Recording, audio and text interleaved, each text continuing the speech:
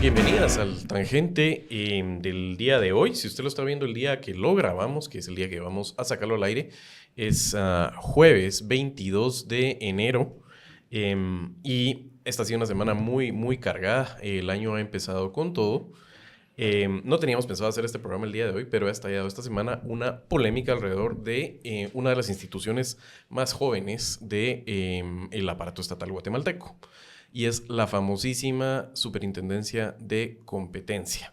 Este tema lo hemos abordado varias veces en Tangente, la necesidad de un sistema de competencia, de dónde viene. Eso no es lo que vamos a hablar el día de hoy a profundidad. Lo vamos a repasar brevemente, pero la semana ha estado muy cargada porque lo que ha estado en el ojo público es los salarios de los directores y el superintendente de competencia. Y para hablar del tema, tenemos aquí a dos de los directores de competencia de la Superintendencia de Competencia de Guatemala, que los voy a presentar. Está conmigo el director titular por la Junta Directiva, por la Junta Monetaria, Edgar Guzmán. Bienvenido. ¿Cómo estás, Edgar? Gracias. Buenos días. Sí, designado por Junta Monetaria, vamos a explicar un poquito ahí cómo funciona ese mecanismo. Sí, vamos a ver cómo llegaron. Pero sí, fui designado por Junta Monetaria y soy director titular. Y tenemos también al director suplente, en este caso designado por la Presidencia de la República, Luis Guillermo Velázquez, el famoso Piches. ¿Cómo estás? ¿Qué tal, Javier? Mucho gusto. Qué gusto estar aquí contigo y con Edgar, grabando Tangente, mi primera vez, ya que escucho el programa y generalmente cuando alguien es bienvenido por primera vez lo hace notar, y ese es mi caso el día de hoy. Bueno, antecedentes, brevemente. La Superintendencia de Competencia tiene 3 directores titulares y 3 directores suplentes. Y una de las decisiones primeras que tomó, no la única, ha estado aprobando el reglamento de funcionamiento, haciendo algunas contrataciones ya de personal básico, pero fijó los salarios. Bueno, también designó al superintendente de competencia. Pero una de las decisiones que ha tomado es los salarios de los directores y del superintendente. Y los fijaron en 75,000 quetzales y además aplicado de forma retroactiva. Eso quiere decir desde la creación de la superintendencia en el momento en que tiene a los directores, que si no estoy mal es agosto del año pasado. No, realmente a nosotros nos designaron en junio y en agosto se hace la integración y a partir de ahí hemos estado trabajando, ¿verdad? No hemos empezado a trabajar desde enero de este año, sino desde agosto del año pasado, ¿verdad? Exacto. Y tanto esa medida de la retroactividad como la cantidad de los 75,000 quetzales, que lo vamos a discutir, ha generado polémica. Y debo decir, antes, para abrir la conversación, que las personas que tengo aquí a mis lados se opusieron a ese monto de 75,000 quetzales, pero quiero que nos expliquen y nos cuenten esa historia. Vamos a llegar a ese punto, pero antes quiero que me cuenten ustedes precisamente cómo llegan al cargo. Sabemos nosotros que un déficit, y lo hemos hablado aquí en Tangente de la Saciedad, que tenía el Estado guatemalteco, una deuda pendiente, era un régimen de competencia. ¿Qué quiere decir eso? Que un libre mercado no se da por sí solo, de hecho tiende a concentrarse y lo que han encontrado los estados fuertes desde hace mucho tiempo, el primero fue Estados Unidos, es que se necesita una autoridad que mantenga y que sea el árbitro para que las empresas verdaderamente compitan. Y eso tiene una serie de externalidades, o sea, de resultados positivos para el sistema económico. Eso, los mecanismos son complicados y siempre dentro de un mercado no es inmediato, pero eso tiene que redundar en innovación, tiene que redundar en mejores precios, tiene que redundar, al final de cuentas, en una economía más dinámica y más sana. La concentración en pocos actores, eso se llama poder de mercado.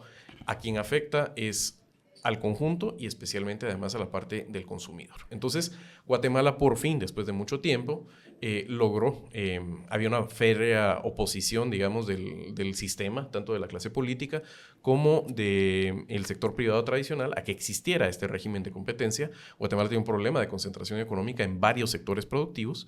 De hecho, habían algunos intentos de crear esta superintendencia de competencia, pero de excluir algunos sectores de la economía guatemalteca del ámbito de competencia de esta superintendencia. Llegamos al punto donde, con déficit, con algunos problemas, con áreas de mejora, pero se aprueba esta institución y bueno, cuéntenme ustedes y recuperemos esa historia. Ustedes son nominados.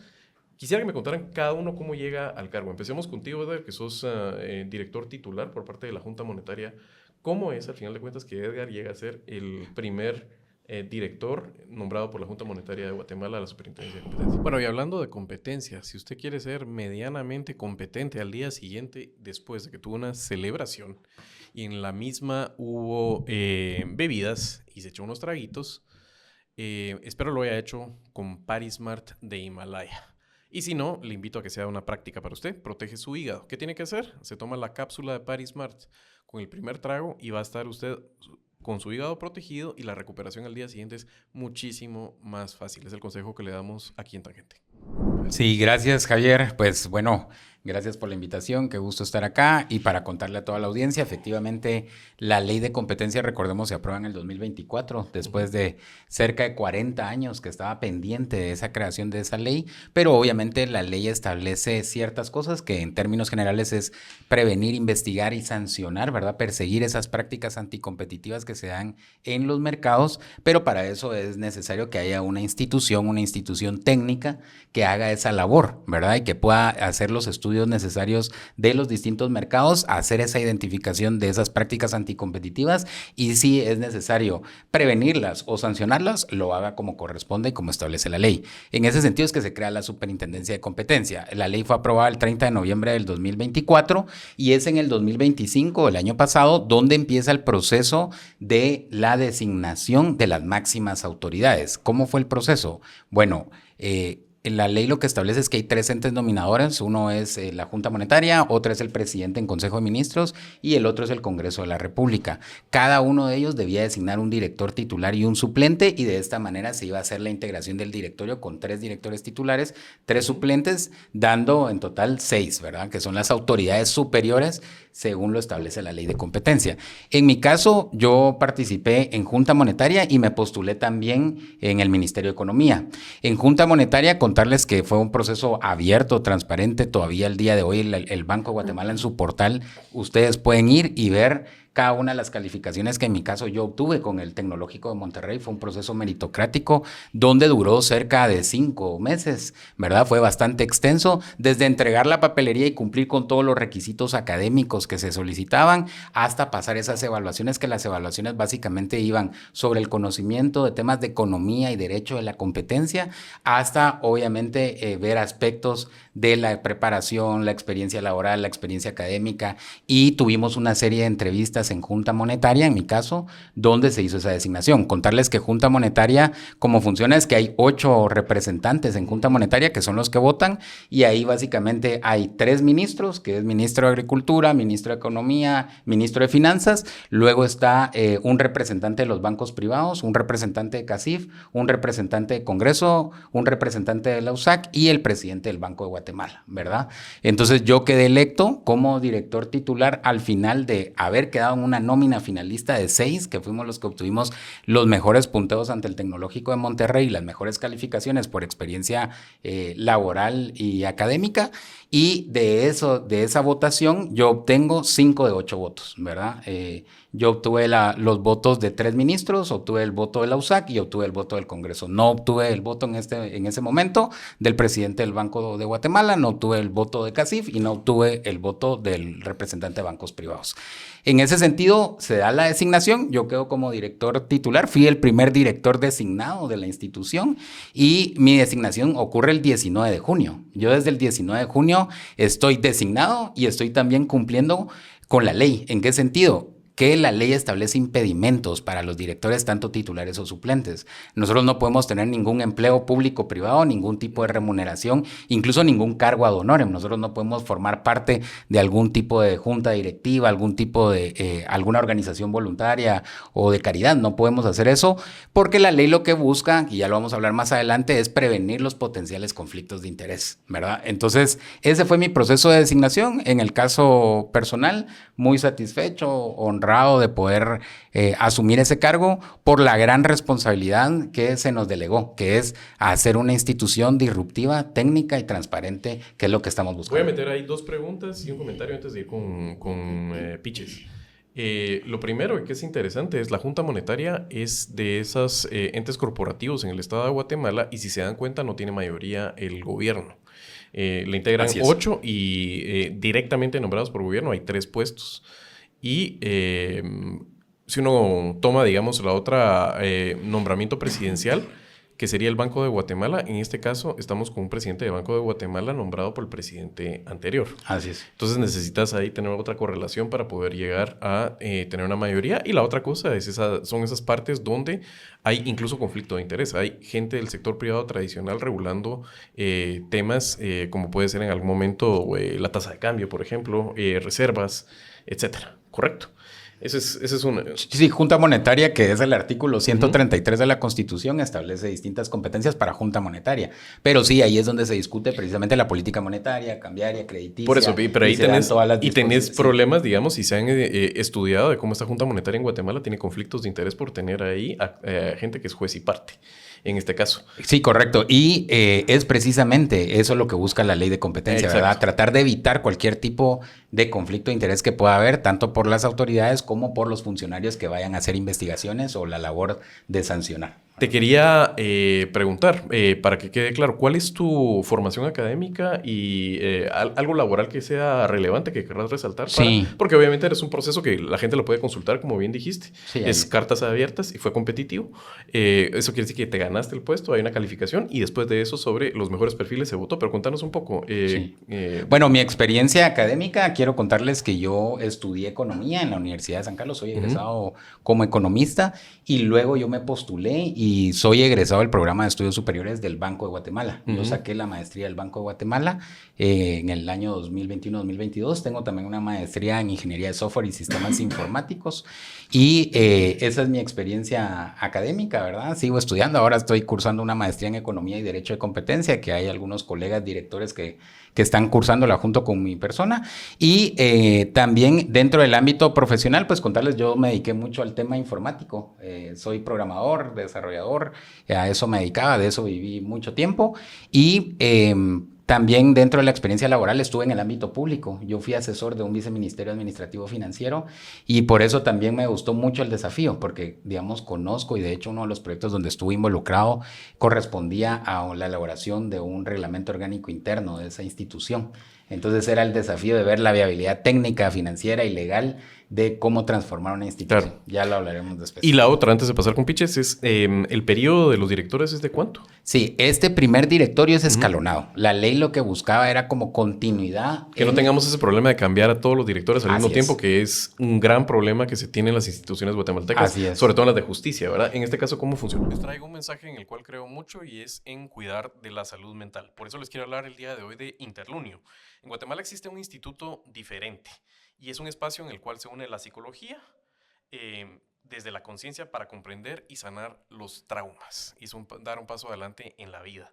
Así que en Interlunio forman, investigan y acompañan procesos humanos con un informe integrativo y transpersonal. Es importante para ustedes cuidar su higiene mental, su salud mental, así que si usted necesita, si este mensaje le resuena y llega en un momento oportuno, no deje de visitar www.interlunio.org. Es el consejo que le tenemos también el día de hoy aquí en Tangente. Correcto. En este caso, el directorio, lo que se quedó establecido en la ley es que quienes salieran designados por Congreso es un periodo de 6 años. Por presidencia, 4 años y en el caso de Junta Monetaria, 2 años.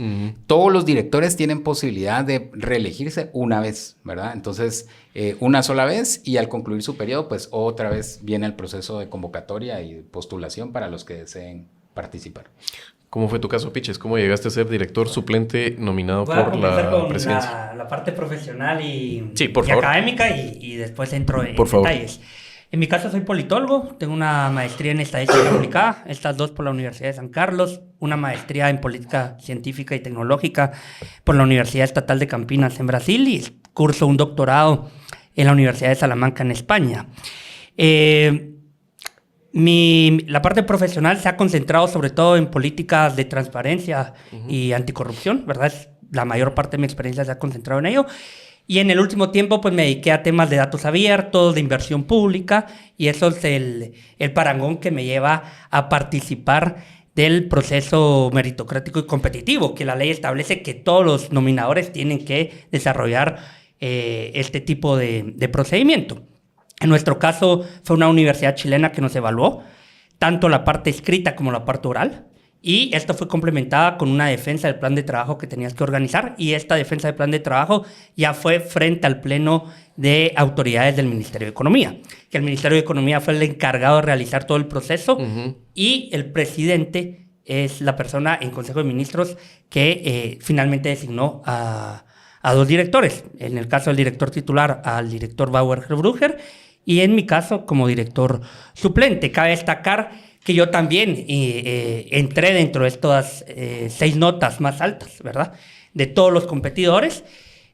Obtuve el 4º puesto, ¿verdad? Y el presidente me otorgó la confianza y la responsabilidad, que creo que es sumamente relevante, porque es iniciar una institución que tiene símiles con agencias de inteligencia, con agencias de alto impacto, en el sentido de que la información que se genera tiene que ser resguardada, tener discreción, tomar decisiones relevantes con información sensible, reservada, y cuando obviamente lo establece la ley, también velar por la publicidad, ¿verdad? Y eso es uno de los principios que me ha guiado desde el inicio, y que se complementa muy bien con mi parte académica y profesional. Como mencioné, pues tengo mucha experiencia en transparencia y políticas anticorrupción.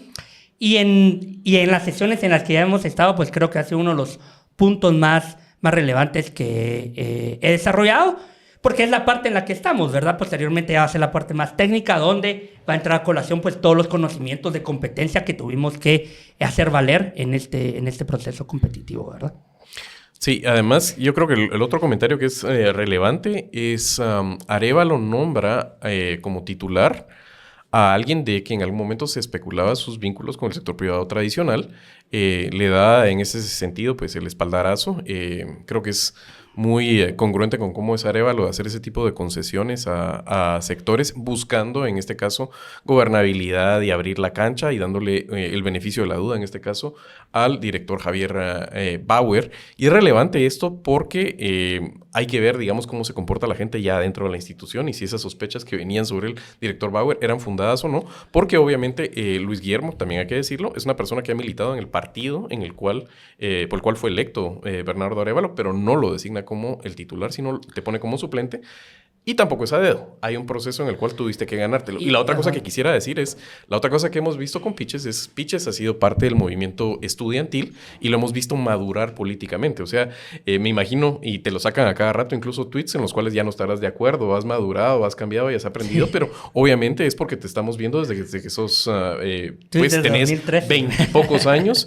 Exactamente, desde que tenés 20 y pocos años y te vamos conociendo. Y obviamente, pues, o sea, es un proceso en el cual es más abrasivo. No es como ver a un Edgar, que ahora uno lo mira como una figura relevante en los temas de la discusión política y del Estado, pero que prácticamente se le presenta a uno como alguien ya formado, ¿verdad? O sea, ya ese proceso formativo no fue en el escaparate público. Buscar trabajo puede ser complicado. Algunas veces se siente como que fuera un deporte extremo, pero no tiene por qué ser así. En Transdoc vas a recibir un tratamiento distinto en la plataforma. No te va a ver nada más como un numerito, y es un espacio en el cual los humanos han pensado en humanos para conectar gente, la que está buscando el mejor talento con la gente que está disponible. Así que si eres candidato, eso te ayuda a brillar, y si estás reclutando, te ayuda de una forma eficiente a encontrar los mejores perfiles, en la cual vas a poder ver a la gente que encaje no solo por su currículum, sino también por sus valores y por su cultura. Entonces, reclutamiento con criterio en Transdoc, y para probarlo lo que tienes que hacer es entrar a transdoc.com. 25 años en reclutar al mejor talento humano y acercarlo a las empresas es la garantía de que transdoc.com es tu mejor empresa, tu mejor opción. Pues de hecho aprovecho a contar que yo renuncié a la afiliación del movimiento Semilla desde el año 2024, estamos en el 2023, 24, sí, antes de tomar posesión como miembro de la comisión de postulación, donde fue elegido por el Colegio de Abogados y Notarios, porque me parecía que era un conflicto de interés ser parte de un partido político y a su vez ser parte de la comisión donde se designaban a las personas que iba a después valorar el Congreso de la República para que fueran jueces y magistrados de cortes de apelaciones. Y eso también me ha guiado mucho a mí, es pensar siempre en potenciales conflictos de interés para actuar correctamente, porque mi ingreso a Semilla es tardío también porque yo militaba en el movimiento estudiantil y me parecía que que había una especie de conflicto de interés ser parte del movimiento estudiantil y además de un partido político, porque a pesar de que hay espacios de coordinación, se tenían intereses contrapuestos muchas veces y había que hacer valer. Ese tipo de situaciones o comportamientos no son muy habituales en Guatemala y con esto no quiero resaltar una cierta excepcionalidad de mi parte, sino en el sentido de que no se discute. Mucha gente y demasiada gente en este país actúa así, pero no es habitual discutir públicamente sobre esto y eso es lo que a mí me llama la atención traer a colación a esta mesa. También una parte que quizás es retroceder en la conversación y es que cuando hablamos de titulares y suplentes pensamos automáticamente en un directorio donde el titular es quien está sesionando y que llega al espacio de trabajo únicamente a la sesión y que el suplente lo suple. En este caso no. La ley de competencia, y ustedes pueden consultar las atribuciones, le asigna las mismas atribuciones y las mismas restricciones a los titulares y a los suplentes. Y de hecho, en varios artículos de la ley, da cuenta de que tiene que desarrollar ciertas actividades que no se limitan únicamente a sesionar. Significa que hay que estar en el día a día de la institución, un trabajo prácticamente con horario. Bueno, quien es funcionario público sabrá también que eso del horario es relativo porque se trabaja en la mañana, tarde y noche, ¿verdad? Pero lo traigo a colación porque ha sido un punto donde la discusión de redes sociales, uno de los cuestionamientos es, bueno, pero ¿qué hace un suplente? ¿O qué hace el titular? Y este es creo que un espacio también interesante para profundizar en ello. ¿De qué duración es tu periodo? En mi caso, 4 años. 4 años. Sí. Buscando ese escalonamiento que estábamos buscando diciendo para que no se cambien todos al mismo tiempo. Eso quiere decir que cuando toque escoger al siguiente director de competencia nominado por presidencia, ya no será Arévalo quien lo nombre. No, y de hecho estaré 2 años con el nuevo presidente de la República, que dirige al pueblo de Guatemala. Edgar, ¿querías? Sí, con relación a eso quisiera agregar, y creo que ahí viene ya saliendo a la mesa precisamente las diferencias de criterios, que es el espíritu de un órgano colegiado como lo es el directorio y es lo que persigue precisamente la ley de competencia. Bueno, primero contarte que en mi caso son 2 años, ¿verdad? Por haber sido designado en Junta Monetaria y mi suplente es Alfredo Skinner Clea, a quien no conocía y pues he conocido ahora por sus actuaciones dentro del directorio. Precisamente, digamos, hay que partir, creo que ir a la génesis, ¿verdad? La ley de competencia ocurre en noviembre del 2024 y todos fuimos sorprendidos de buena manera porque es una ley necesaria y es algo bueno para el país y estoy seguro que a pesar de todas estas discusiones y crisis, lo que tiene que obtener Guatemala esto es una institución como la que merece después de 40 años de espera, pero la ley tiene fallas, hay antinomias, fue redactada de una manera ambigua en determinados casos, porque digamos, en este sentido yo no comparto lo que dice acá el director Velázquez, que los directores titulares y suplentes tienen las mismas atribuciones y calidades, porque la ley hace una distinción y que fue producto de la discusión álgida que hubo con el tema de salarios y ha sido uno de los puntos en los que yo he disentido, porque la ley lo que da precisamente al director titular es el derecho a voto. Y el voto es con el que se toman las decisiones. La ley es bien clara en cómo se adoptan las decisiones dentro del directorio. Y lo que dice la ley es que en el directorio las decisiones se adoptan por mayoría, siendo válidos al menos 2 de 3 votos de los directores titulares. Y también la ley establece que los suplentes actúan o sustituyen al titular en su ausencia, ¿verdad? Ya sea por ausencia, muerte, renuncia, en fin. Entonces la ley deja ahí bien claro. Sin embargo, yo he reconocido que a los suplentes tienen los mismos impedimentos que los directores titulares. Y ahí es donde viene el punto de razonamiento de por qué a un director suplente sí es adecuado y es justo designarle un salario, desde luego no como el que se aprobó por mayoría en el directorio, pero sí deben tener un salario porque tienen esos impedimentos. Quiere decir que el director suplente debe estar al tanto precisamente de lo que está ocurriendo a nivel de directorio, de los procesos, por si en dado caso el director titular no puede estar, tiene algún problema de salud, necesita asistir a otro compromiso, necesita, en fin, cualquier tipo de ausencia, es él el que debe sustituir y debe ejercer ese derecho de voto, ¿verdad? Y lo mismo fue la interpretación que se hizo en este caso con el tema de la presidencia, porque habían como varias interpretaciones. Digamos, la ley habla de que la presidencia es rotativa entre los directores titulares. ¿verdad? Y lo que establecía es un orden de cómo iba a ser la presidencia. Entonces, en el primer caso... ¿Es un año el periodo de presidencia? Es 2 años. 2 años. 2 años.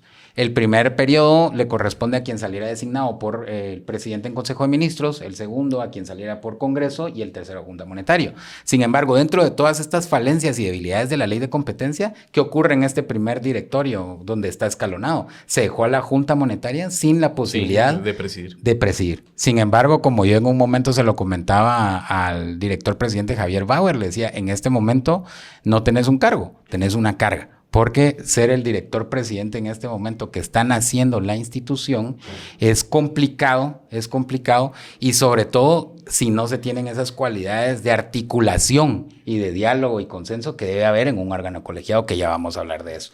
Pero creo que es precisamente eso algo que hay que resaltar de la ley y que eso nos ha llevado a distintas discusiones, como fue en el reglamento de la ley. De hecho, en un órgano colegiado los criterios son diferentes muchas veces y es parte de la búsqueda de los acuerdos.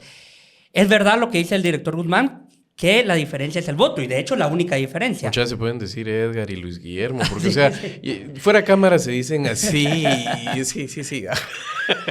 o así se dirigen ustedes en las... No. Bueno, en el directorio, en las sesiones, que es algo que... En las sesiones de directorio sí, que pero... hemos hablado y fuera creo de que es cámara, la costumbre de poder dirigirnos Está así, bien. Pero bueno, retomando, como es verdad lo que dice Edgar, pero es la única diferencia, y de hecho... la ley dice que los suplentes tienen que estar en las sesiones de trabajo, indistintamente esté usando el derecho a voto o no, ¿verdad? También en el día a día, y así lo hemos hecho desde agosto a la fecha. Y lo resalto porque entonces la discusión, porque vamos entrando en materia de la discusión de los criterios, era, bueno, ¿cómo se cuantifica ese voto? ¿Verdad? ¿Cuál es el cálculo que hay que hacer para decir cuánto vale esa responsabilidad que se asume en la sesión determinada? Porque yo también advertía en ese momento un posible mecanismo medianamente opaco, donde los directores titulares en los momentos candentes, en las discusiones difíciles, en la toma de decisiones de aquellos aspectos más relevantes, pudieran solo no asistir a la sesión, el suplente asumía esa responsabilidad que era aún mayor, ganando menos. Entonces, ¿cuál era realmente la diferenciación? Cuando la ley te da todo el resto de atribuciones, siendo suplente y siendo titular. Entonces, desde mi punto de vista era, bueno, para eso está el apoyo técnico y el soporte legal. Se puede hacer que la institución le brinde ese apoyo técnico y soporte legal a quien está tomando las decisiones durante sus funciones y un periodo razonable después de dejarlas, para que frente a riesgo haya esa compensación. No obstante, para mí tampoco es un tema no negociable, ¿verdad? Yo considero que si bien es una diferencia de criterio, en un momento de alcanzar un consenso, tranquilamente los titulares pueden ganar más que los suplentes. Para mí ese no es un no negociable. Los no negociables son afrentas a la carrera administrativa, salarios desproporcionados a lo que presupuestariamente tenemos, y esos son los puntos que creo que valen la pena resaltar y que a veces se pierden de vista frente al ruido mediático, ¿verdad? Y con ruido mediático no me refiero a que hayan opiniones infundadas, sino simplemente que no ha habido capacidad de dar las explicaciones correctas ante la población. Y aquí lo digo como directorio, como institución.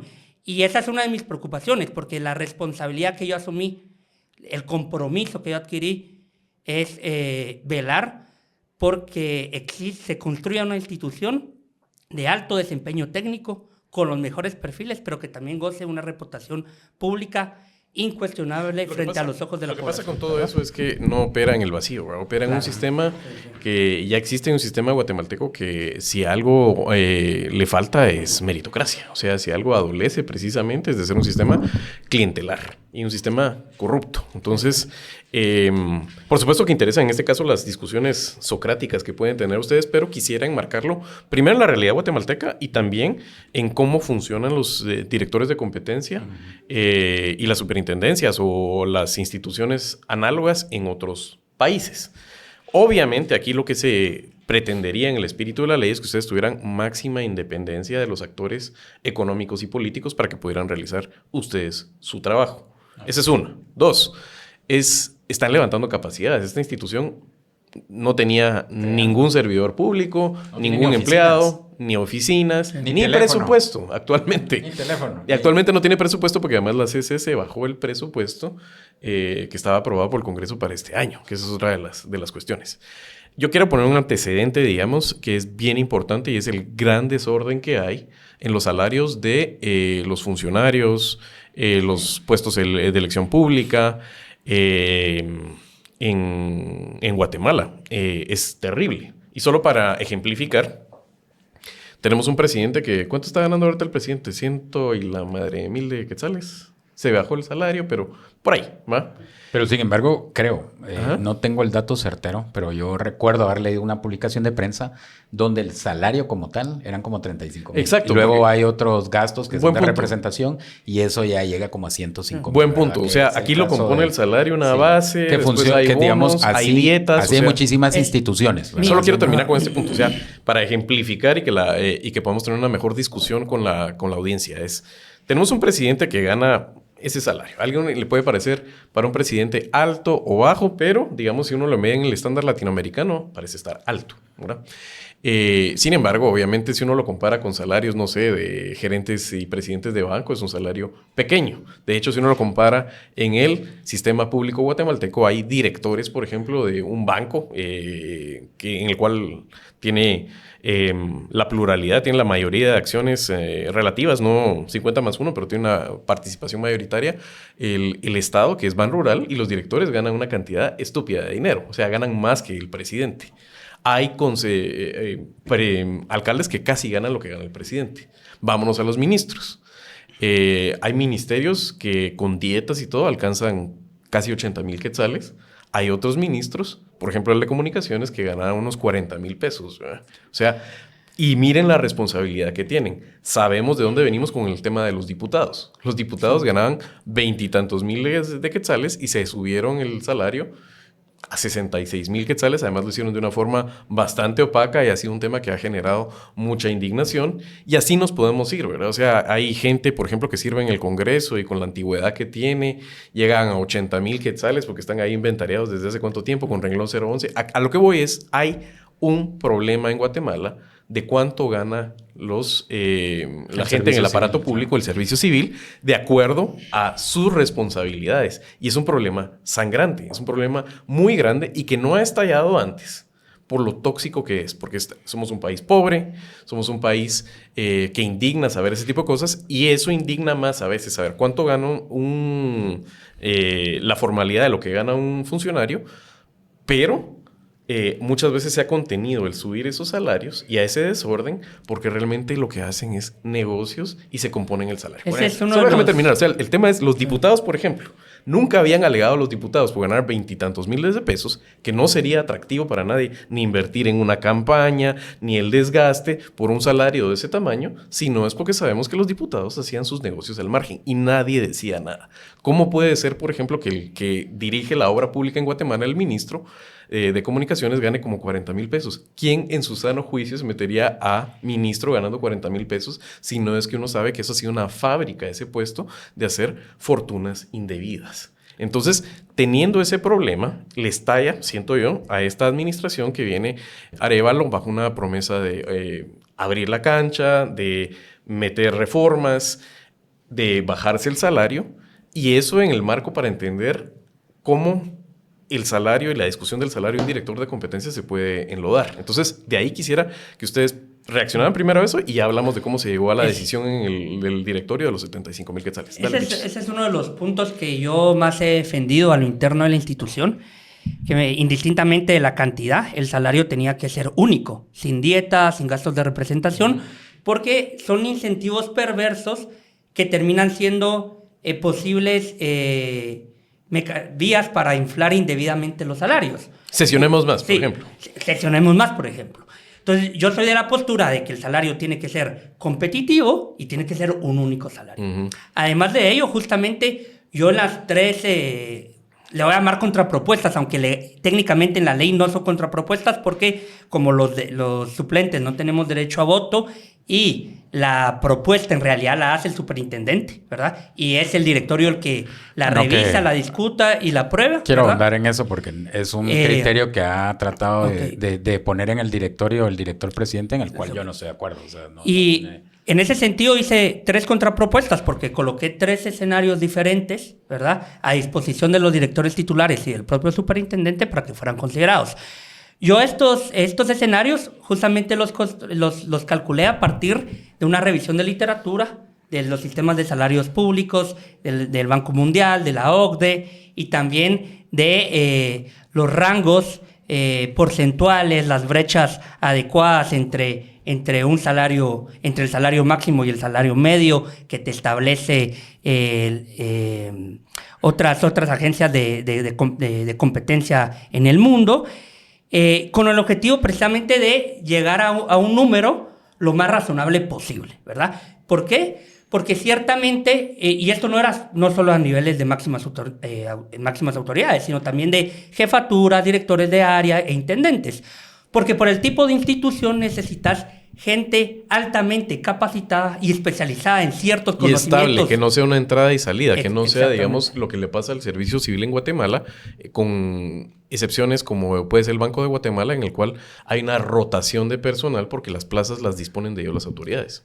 Así es. Exactamente. De hecho, justamente es una institución que necesita gente, economistas altamente especializadas en ciertas áreas específicas, con maestrías, con doctorados, que en el sector privado muy probablemente ganarían muchísimo más, pero que necesitas ese talento y lo tenés que retener además. Sí. Entonces, ese salario tiene que ser competitivo y atractivo, ¿verdad? Porque de lo contrario no vas a tener a la gente, a la mejor gente, ¿verdad? En esos puestos. Y que sea gente que obviamente también ingresen como hemos ingresado nosotros, a través de un examen de oposición, de competencia, y ahí es alguna de los puntos que tenemos que fortalecer. Así lo establece la ley. Y es uno de los puntos que sí estoy consciente que tenemos que fortalecer en el directorio. Y la otra es que sea estable, ¿verdad? O sea, además que sean personas que no tengan esa simulación laboral en la cual se cae muchas veces en el Estado, que se renuevan los contratos año con año y se cambian. Y esto hay que hablarlo y hay que colocarlo a la luz también de una realidad social que uno no puede ignorar, ¿verdad? Y ese fue el ímpetu de hacer esos cálculos, no solo para los escenarios que yo presenté, donde para mí la propuesta más idónea era que las máximas autoridades tuvieran un salario alrededor de 55,000 quetzales, sino que también pues estuvieran muy cerca y la brecha no fuera tan amplia con los intendentes. Mi propuesta era que fuese alrededor de 45-50 y así hacia abajo, precisamente para tener a los mejores perfiles en esos cargos que, como ya anuncié al principio, son cargos donde tienen que tener muchas capacidades de producción, divulgación de información sustentable técnica y científicamente, ¿verdad? A ver, por partes. Yo creo que, digamos, de hecho, decir que a pesar en esta sesión tuvimos una diferencia de criterios y, digamos, yo lo he expresado públicamente. Mi lectura, y como consta en las actas, es que fui el único que se opuso y en realidad hizo una propuesta alterna a la que ya estaba consensuada por la mayoría de directores, que fue presentada a través del superintendente. Aquí hay que atender a varias cosas. Lo primero es que la institución está naciendo, ¿verdad? La institución, ¿qué tiene que hacer? Lo que establece la ley. La ley digamos, en términos generales, es prevenir, investigar, perseguir y sancionar las prácticas anticompetitivas. Perfecto. A partir de ahí se desarrollan o se pueden desarrollar muchísimas acciones que van a desarrollar cada una de las intendencias, que eso puede generar casos, puede generar programas, pueden generar, en fin, los productos que van a ser tangibles para la población. El asunto es con qué recursos se cuenta para eso. Ese es el punto de partida y era lo que yo decía en la sesión. Y en el 2025 la asignación presupuestaria fue de 20 millones de quetzales. Comparado con todas las instituciones, es un presupuesto limitado. Ustedes pueden buscar mis declaraciones y yo siempre he dicho que esos 20 millones era una asignación insuficiente. Pero claro, ¿cómo demuestra uno que es una asignación insuficiente? A través de resultados, ¿verdad? Entonces, en este momento que están haciendo la institución, para lograr una carrera administrativa, es cierto, hay que hacer los procesos de oposición, no porque se quiera, sino porque la ley así lo establece, desde la designación de los directores es a través de un proceso meritocrático. Entonces, todo el servicio civil dentro de la institución debe ser así, y que ya se adoptó una decisión en la cual yo también voté en contra y no aprobé ese reglamento interno de trabajo, porque se aprobó que cerca de 20 personas fueran puestas a dedo del superintendente, sin un proceso de convocatoria.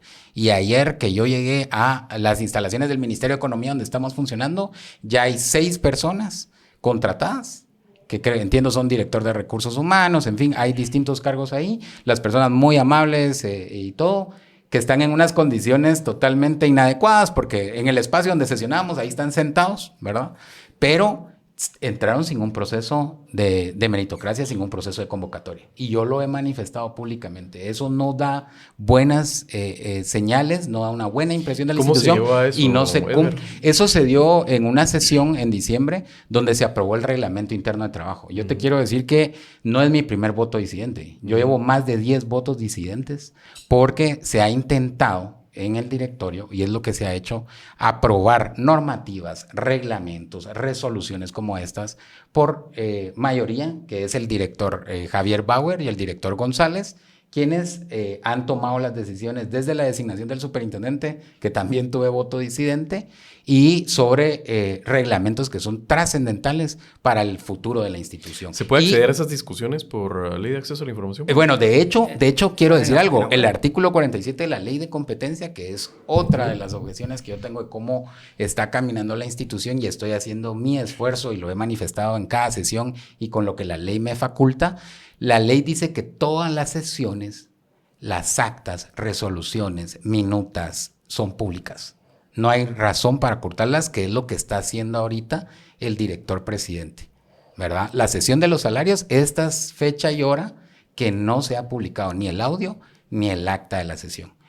Hay un sitio web que es controlado y administrado por él, que es icom.go.gt, y ahí ustedes van a ver, solo está publicado hasta diciembre. Siempre se ha publicado tardío todo en el sitio. Esta vez, digamos, ya se dejó de publicar, claro, porque no se quiere esa publicidad de las actuaciones. Y yo tengo otra diferencia con lo que manifestaba ahí también el director Velázquez, que es en cuanto al tema de cómo debe funcionar el directorio. Mi interpretación de la ley es que el directorio sesiona, es a través de sesiones. El directorio, digamos, para que se pueda instalar como tal, es a través de una sesión, y las sesiones son públicas. Y nosotros, chats de WhatsApp, empezamos bien, sin tener salario, sin tener en ese momento condiciones, pero el Ministerio de Economía nos albergó. Ahí pueden ver en el sitio, en YouTube, se transmitían en línea las sesiones, y eso era muy bueno, porque permitía escuchar los criterios de los directores. Los directores suplentes, aunque no tienen voto, tienen voz para proponer.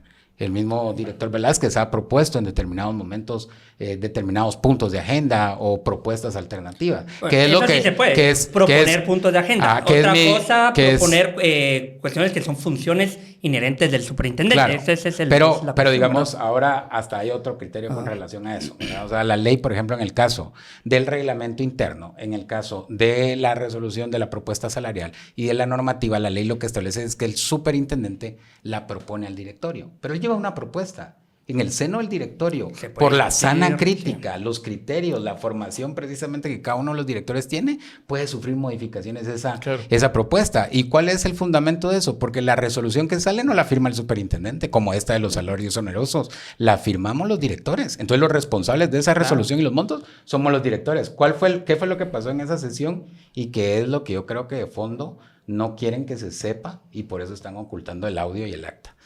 Lo que pasó en esa sesión es que al momento de yo percatarme de eso, yo les digo, miren, esto no atiende ni a la racionalidad económica, ni a la eficiencia del gasto, y mucho menos a la calidad del gasto público que manda la ley del presupuesto. Esto es irracional. O sea, aquí se consumen el 40% del presupuesto en los salarios de 7 personas, que son las máximas autoridades.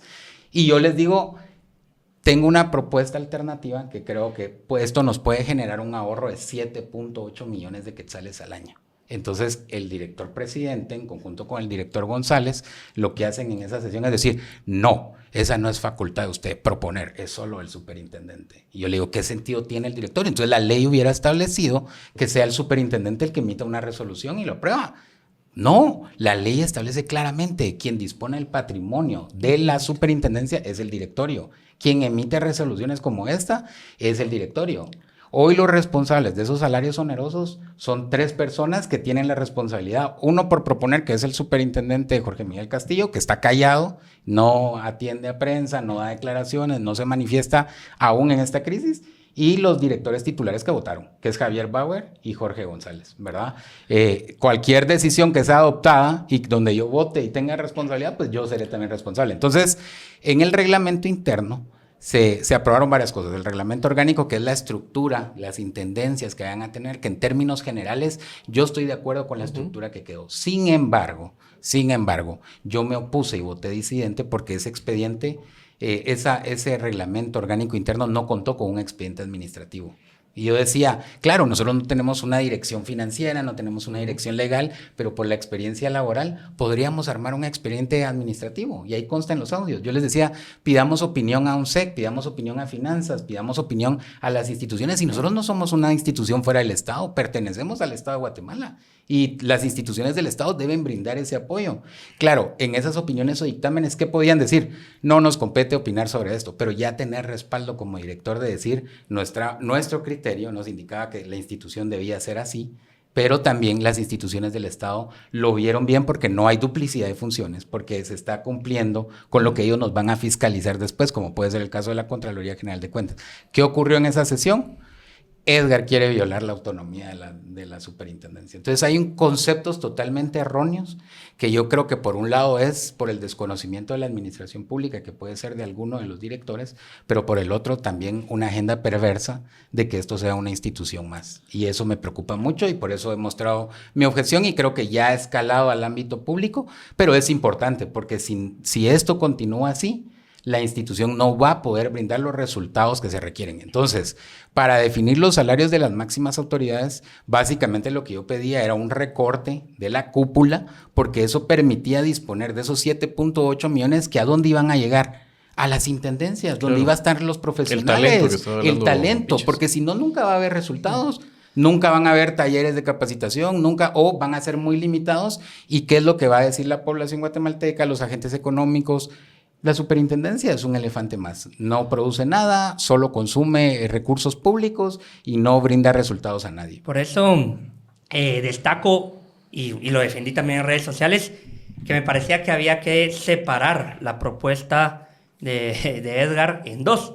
La primera era la diferencia entre los titulares y suplentes. Como yo dije aquí, no estaba de acuerdo. Tampoco considero que sea un tema no negociable. Lastimosamente no tuvimos una propuesta integrada previamente. ¿Y por qué digo esto? Porque valorando la segunda parte, era absurdo que no encontráramos una coincidencia porque la propuesta que yo consideraba la mejor de las 3 contrapropuestas que yo realicé era la segunda, ¿verdad? Donde los montos eran muy parecidos a los que había presentado el director Guzmán. Entonces yo ahí es donde pienso que también tiene que haber una retroalimentación, replantear el tipo de trabajo que se está realizando en el directorio, todos los directores, porque no puede ser posible que haya coincidencias de propuestas que se llegan ese día a presentar que previamente no hubieran estado consensuadas. Y eso es porque han habido algunas deficiencias. Ahora, en lo que hemos estado plenamente de acuerdo y de hecho lo hemos insistido es en la publicidad de las sesiones, por ejemplo. Yo soy una de las voces más consistentes en decir de que tiene que ser que el principio de máxima publicidad se refiere no solo a que cualquier persona pueda entrar a la sesión, sino que nos tenemos que dar a la tarea de transmitir en vivo esas sesiones, por ejemplo, que la información dentro de lo que te establece ahora el reglamento, antes no había una temporalidad, pero ahora sí, que ahora son de 5 días, pues que en esos 5 días 5 días hábiles se suba la información a la página web, la información pública que va a ser de acceso de toda la población, la que sea información reservada, eliminar únicamente la parte que es sensible. Hasta el momento no hemos tenido ninguna resolución sobre información reservada, pero que muy probablemente por la naturaleza de la institución vaya a haber en el futuro o cuando sea confidencial. Esto porque el proceso fundacional hace referencia directa a la construcción de esa reputación pública de la que estaba hablando, y para ello es esencial comunicar y transparentar nuestras actuaciones. Y yo cada vez que puedo recuerdo al final de la sesión que tienen que estar los portales actualizados, que hace falta algún tipo de documentación, porque yo en ese sentido soy un férreo militante de la transparencia, ¿verdad? Y hago esto porque al final en un órgano colegiado podemos tener muchas diferencias, pero al momento que asumimos la responsabilidad estamos hartamente obligados a buscar las soluciones para que las cosas funcionen y funcionen bien, ¿verdad? Entonces, esa siempre ha sido mi mayor motivación y es lo que me ha llevado a tener puertas abiertas también con todos los directores, ¿verdad? Porque estamos en un momento donde se está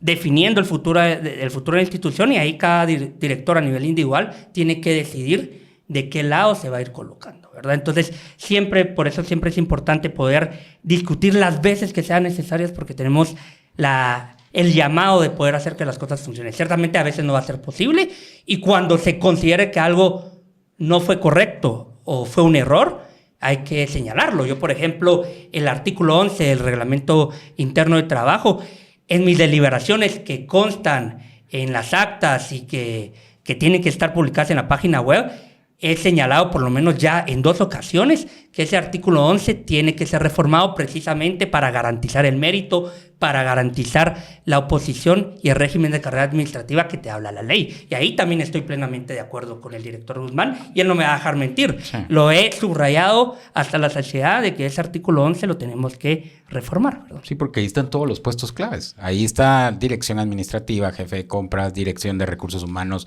dirección de financiera, jefe de presupuesto, jefe de contabilidad. Entonces, ves todo lo esencial clave. Sí. Y bueno, ojalá los perfiles que ya seleccionó el superintendente y los que vaya a seleccionar sean personas que estén comprometidas con los desafíos que tiene esta institución. Pero si no, y eso nos genera otro problema reputacional como el que ya está ocurriendo, esta es la raíz del problema.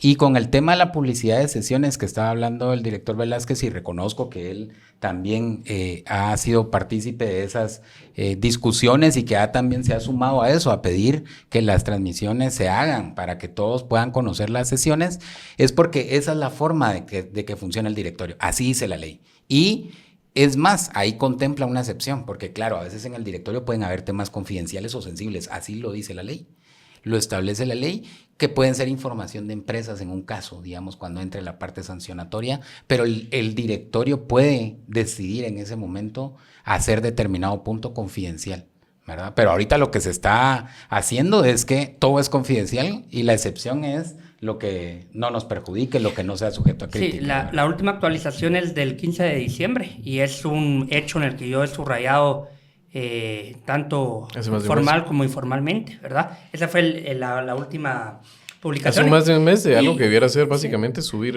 2 archivos. Que antes se hacía, antes se podía hacer en el momento, se transmitía. Antes yo recuerdo, y ustedes pueden ver las primeras sesiones o discusiones, cuando llegamos al directorio dije, esto va a ser de verdad una institución disruptiva, porque de hecho con el director presidente yo tenía muchas coincidencias en ese momento, y él era el de los que abogaba máxima transparencia, transmitamos todo en vivo, que los criterios tienen que ser conocidos de cada uno de los directores, y a mí me parece eso perfecto, sí, ¿verdad?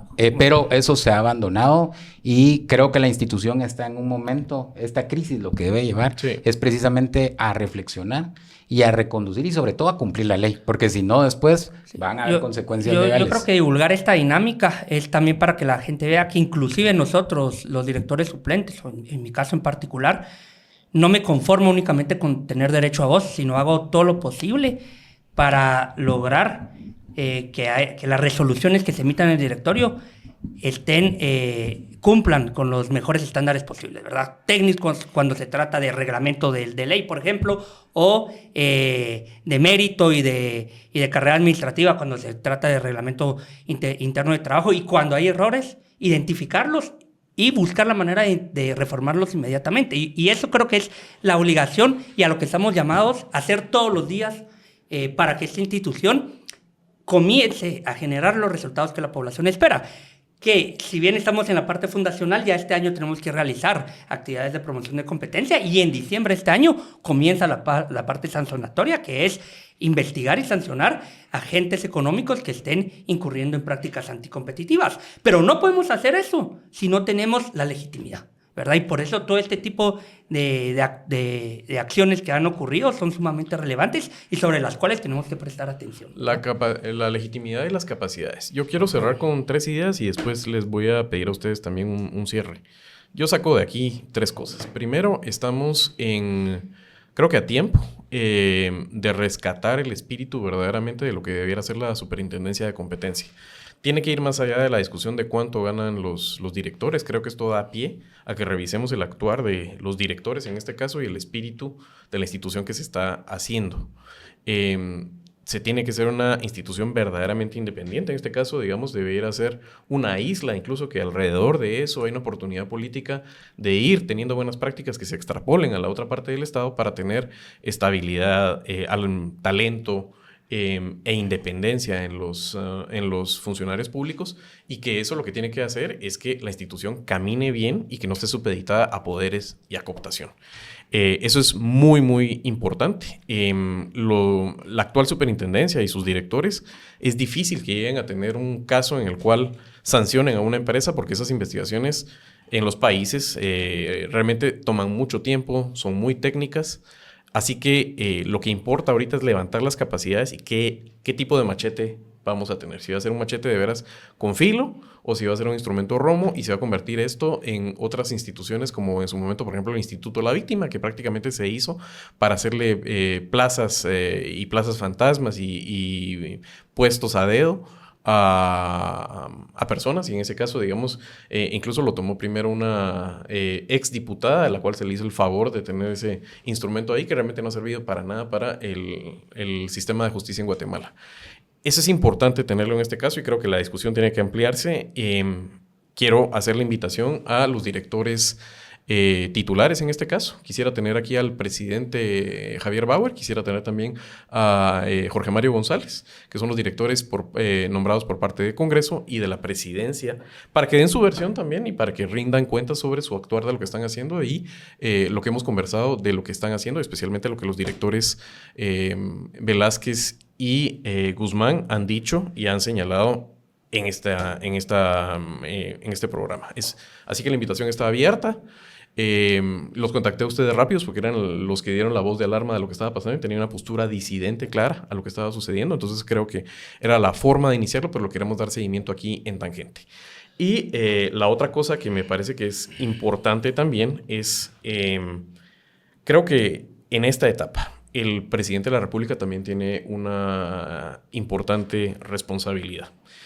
Si uno se da cuenta, por lo que han contado ustedes, el presidente no va a tener una oportunidad, por ejemplo, de refrendar y que le parezca bien lo que está haciendo el director titular nombrado por él, porque no va a tener esa ocasión por cómo se decidió escalonar de nombrar al siguiente.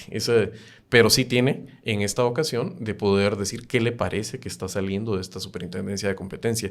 Y no es eso pasar encima de la autonomía y ese tipo de cosas que van a salir de boca de otras personas, sino que él, electo por una demanda de transparencia, una demanda de reforma del Estado, de acabar con la corrupción, creo que tiene que ejercer ese liderazgo. Y ese liderazgo, en este caso de la Superintendencia de Competencia, y también necesitamos su voz, obviamente, de todo lo que nos estamos jugando en este año. Ya estamos en medio de los famosos elecciones de segundo piso. No es una cuestión menor. La presidencia, en este caso, tiene un poder que hay que ejercerlo. Yo creo que también el presidente necesitamos saber qué opina y qué piensa de esto. Y lo otro que es importante, y eso sí tiene que ver con los salarios, es entendamos que tenemos un problema bien grande en Guatemala con los funcionarios públicos y cuánto ganan y sus responsabilidades. No podemos pedir, el tema del momento ha sido el de seguridad, no podemos pedir un sistema penitenciario verdaderamente fuerte que controle a los presos, que no esté corrupto cuando tenemos a los guardias ganando un salario de miseria, exponiéndose a que los presos que tienen mucho poder afuera puedan amenazarlos y corromperlos. Los incentivos están puestos. Un ministro de Comunicaciones que gana 40,000 pesos, que nos puede parecer muchísima plata a los que no ganamos eso, pero para lo que maneja la independencia de que debiera mantener realmente es, si alguien llega ahí tiene que estar loco, ¿sí? Quererlo reformar y cambiar las cosas, o realmente quiere llegar a aprovecharse del puesto. Estoy poniendo un caso y un ejemplo. El salario de los diputados se la subieron de la peor manera posible.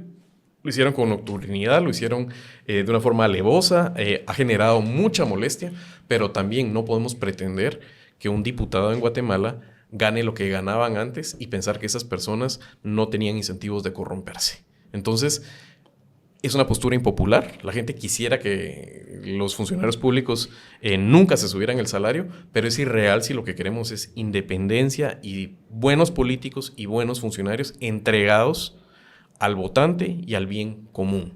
Si los tenemos de esta forma y con este desorden, los resultados no van a ser buenos. Y eso lo tenemos que entender. Cuesta tener un Estado fuerte, tener un Estado independiente, y aunque sea incómodo, aunque sea contraintuitivo, y que esa discusión además es la que más llama la atención. Veamos la indignación que levantó el tema de ahorita del salario de los directores de competencia, la que viene levantando el salario de los diputados, la discusión sobre lo que gana el presidente. Lo que soslaye de fondo, esos son maníes, peanuts, como dirían los gringos. Eso es bagatela, es lo que dejan en la propina en los restaurantes comparado con lo que se roba del Estado y que sucede precisamente porque los incentivos para que haya gente que entre con independencia, con valentía y protegidos además, que no estén arriesgando su vida, su legado, su patrimonio, están instalados porque tenemos estos desorden y estos a veces salarios muy bajos en algunos puestos que lo que enmascaran es el enriquecimiento ilícito debajo. No estoy proponiendo que se suban los salarios a todos, estoy proponiendo que tengamos una discusión seria como país para que haya un orden y esto tenga sentido. Cierro con esto mi intervención, pero quisiera que ustedes me dieran, y breves al hueso, porque ya estamos en un programa que ya se extendió un poquito, me dieran ideas de cierre alrededor de este tema, que sin duda vamos a darle continuidad en Tangente. Así que muy al hueso, por favor, Piches. Mañana hay una sesión convocada a las 7 de la mañana. Espero que sea... Bueno, yo voy a solicitar que haya un punto de agenda para revisar estos salarios y espero que logremos un acuerdo, ¿verdad? Y únicamente, pues... hacer reconocimiento de los oyentes de Tangente de que yo asumí una responsabilidad pública. Estoy convencido que tengo que dar explicaciones siempre de todas mis actuaciones y que sepan que asumo el compromiso de hacer todo lo que esté en mis manos para que sea una institución, en la medida de mis posibilidades durante estos 4 años, lo más cercana a una entidad confiable, técnica, transparente. Edgar. Sí, de mi parte también, primero agradecer a toda la población, a los escuchas de Tangente, que estoy seguro que saben y están al pendiente de lo que está ocurriendo en la institución. Yo he agradecido porque creo que es importante que todos supervisemos y tengamos los ojos puestos sobre la administración pública. Y en el caso de la superintendencia, el hecho, aunque es penoso que haya sido por esta decisión errónea, ya tiene los ojos la institución y creo que ahora es el momento de mostrar como institución ganar esa legitimidad y la credibilidad como autoridad. Yo quiero exhortar a mis colegas directores a que se reflexionen sobre estas medidas, sobre esta decisión adoptada y otras, y que se pueda reconducir esto. Creo que tenemos una oportunidad en las manos y lo que hay que hacer es aprovecharla y demostrarle realmente a la población qué debe ser la superintendencia de competencia y cómo se va a cumplir con eso. Creo que lo que más surge en este momento, y ha quedado claro, es que la institución también haga valer su voz. En el caso del directorio, por el reglamento de ley, la voz del directorio le corresponde a quien ocupe la presidencia del directorio, y de la institución es el superintendente, quien en este caso y en esta crisis han estado en absoluto silencio. Yo reconozco también del director Velázquez, y lo digo aquí públicamente, que ha sido una de las personas que ha estado usando su voz, no a lo interno de las sesiones también, sino que también públicamente en redes sociales, dando explicaciones, y en mi caso igual, creo que es lo que hay que hacer, porque nosotros vamos a rendir cuentas a la opinión pública, pero también a las leyes y a la justicia del país por cualquier decisión o acción que se haga o se deje de hacer dentro de nuestro actuar. Así que únicamente, y gracias ahí por el espacio, y estaremos informando de cómo avanza todo en la superintendencia. Muchas gracias a ambos, mucha suerte. Espero que se rescate el esfuerzo de la Superintendencia de Competencia. Invitación abierta a los directores Javier Bauer y a Jorge Mario González para tenerlos aquí también y discutir el tema, que den su versión y defiendan también su actuar. Está abierto entonces para que nos contacten. También hemos el esfuerzo de contactarlos. A ustedes, audiencia querida, muchísimas gracias por haber estado siguiendo aquí otro Tangente. Ya sabe, la semana ha estado cargada, pero siempre aquí es un buen punto para tener la mejor información con los temas relevantes del país. Así que les abrazo, se les quiere. Hasta la próxima. Gracias.